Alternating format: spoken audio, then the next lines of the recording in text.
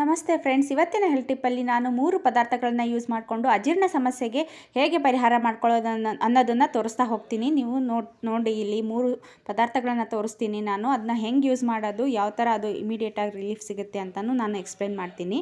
ಇವಾಗ ಸ್ವಲ್ಪ ಜನಕ್ಕೆ ರಾತ್ರಿ ಊಟ ಆದಮೇಲೆ ಅಜೀರ್ಣ ಸಮಸ್ಯೆ ಕಾಣಿಸ್ಕೊಳ್ಳುತ್ತೆ, ಎದೆ ಉರಿ ಕಾಣಿಸ್ಕೊಳ್ಳುತ್ತೆ, ಮತ್ತು ಸ್ವಲ್ಪ ಜನಕ್ಕೆ ಎಸಿಡಿಟಿ ಪ್ರಾಬ್ಲಮ್ಮು, ಮತ್ತು ಸ್ವಲ್ಪ ಜನಕ್ಕೆ ರಾತ್ರಿ ತಿಂದಾದಮೇಲೆ ಏನಂದರೆ ಸರಿಯಾಗಿ ಜೀರ್ಣ ಆಗಲ್ಲ ಅಂತ ಸ್ವಲ್ಪ ಜನ ಊಟನೇ ಬಿಟ್ಬಿಡ್ತಾರೆ.